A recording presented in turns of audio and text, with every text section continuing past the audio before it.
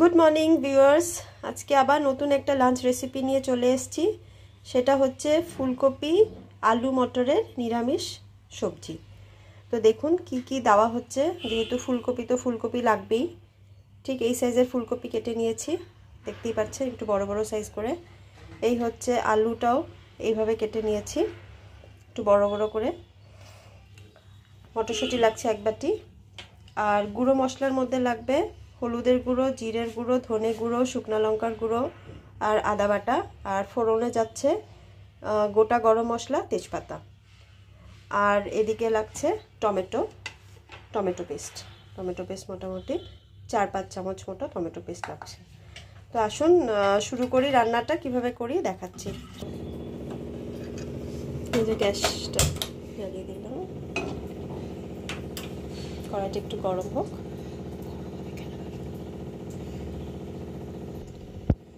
আগে আমি ফুলকপিটা সেদ্ধ করে নেব। জলটা দিয়ে দিচ্ছি। ফুলকপিটা খুব একটা সেদ্ধ হবে না, জাস্ট এর মধ্যে একটু লবণ দিয়ে ফুলকপিটা ভালো মতন একটু সময় ভিজিয়ে রাখা হবে গরম জলে।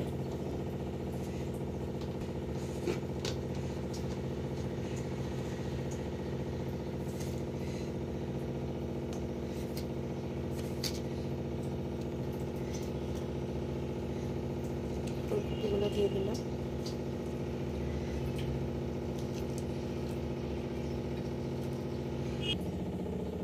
দেখুন এবার এটা কিছু সময়ের জন্য ঢাকা দিয়ে দিচ্ছি।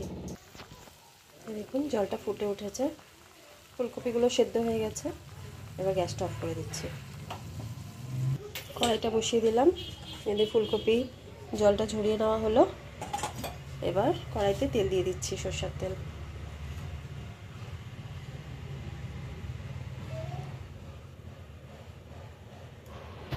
তেলটা একটু গরম হবে। তেলটা গরম হয়ে গেছে, একটু লবণটা আগে দিয়ে নিচ্ছি। ফুলকপিটা ভাজা হবে আগে।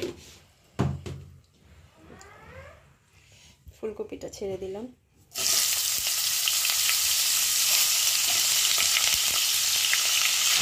ভাজা হয়ে গেছে, এবার তুলে নেব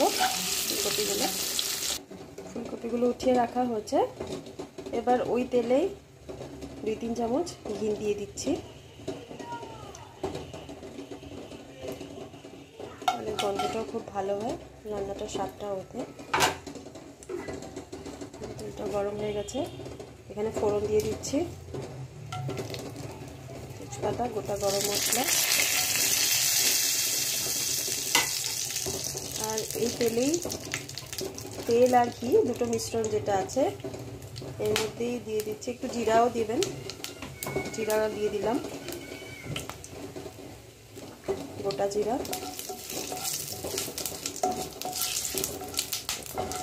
ফুটছে, যখন ফুটে উঠবে তখন এই আলুটা হলুদ লবণ দিয়ে আগে মেখে রেখেছিলাম, আলুটা দিয়ে দিচ্ছি। আলুটা দেখুন ভাজা ভাজা হয়ে গেছে। এখন এর মধ্যে টমেটো আর আদা বাটাটা এই দুটো দিয়ে দিচ্ছি।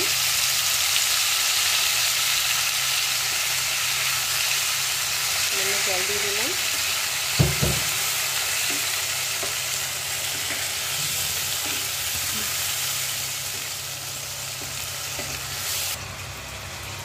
এবার গুঁড়ো মশলার মিশ্রণটা রেডি করে নিচ্ছি। ধনে, জিরা, হলুদের গুঁড়ো, শুকনো লঙ্কার গুঁড়ো সব চলে যাচ্ছে একসাথে। তো দেখুন জল দিয়ে মিশ্রণটা তৈরি হয়ে গেল।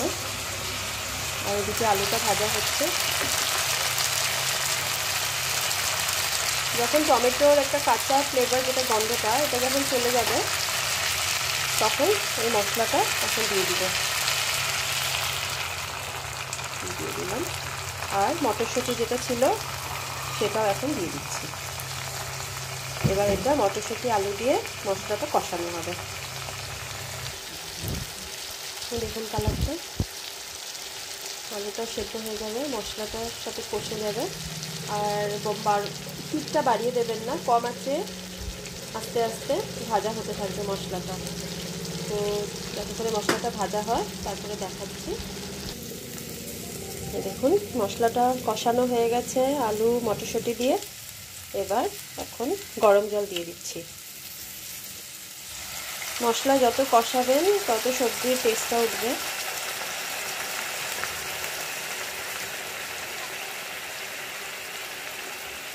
দেখুন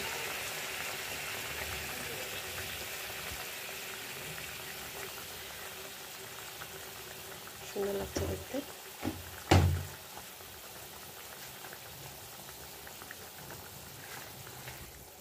মিডিয়াম আছে, আলুটা এবার গলবে, না গলা অবধি আমরা একটু ঢাকাটা দিয়ে রেখে দিব মিডিয়াম টু লো হিটে। আলুটা সিদ্ধ হয়ে গেছে, এবার ফুলকপিগুলো দিয়ে দিচ্ছি।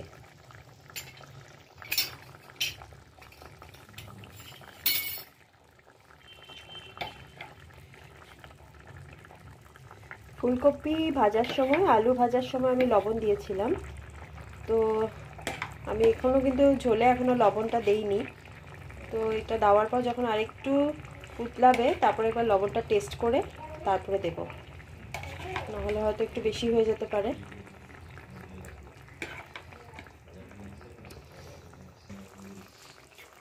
এই দেখুন একটু সময় ফুটবে ফুলকপির সাথে, 3-4 মিনিট একবার ফুটিয়ে ঢেকে একবার ফুটিয়ে নেব ফুলকপিটা।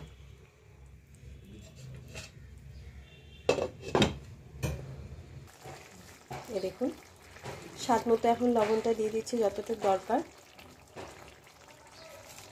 লবণটা এভাবে দিয়ে দেবেন। ফুলকপি কার কার পছন্দ নিশ্চয়ই কমেন্টে জানাবেন।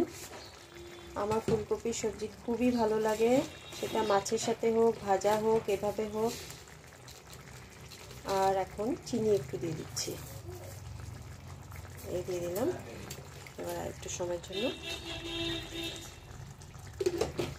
ঘি এখন আর দিতে হবে না, কারণ তেলে যেহেতু ঘিয়ের সাথে ভাজা হয়েছে আলু আর মশলাগুলো, তো এমনি একটা ভালো ফ্লেভার উঠেই গেছে। তো আর এক্সট্রা করে এখন আর ঘি না দিলেও চলবে। এখন গ্যাসটা অফ করে দিচ্ছি, হয়ে এসছে সবজিটা। এই দেখুন সবাই, আলু মটর ফুলকপির ডালনা রেসিপি রেডি। এটা হচ্ছে ফাইনাল লুক। এই ডালনাটা এটা আপনারা রুটি, লুচি, পরোটা এসব সাথেও খেতে পারবেন, ভালো লাগবে। নিরামিষ কোনো ভোগ হলে ওরকমভাবে আপনি বানিয়ে ঠাকুরের সামনে দিতে পারেন। আর যেভাবে বানিয়েছি একবার বানিয়ে দেখবেন, ভালো লাগলে কমেন্ট করবেন, লাইক, সাবস্ক্রাইব অ্যান্ড শেয়ার করবেন আমার চ্যানেলটাকে। থ্যাংক ইউ, ভালো থাকবেন।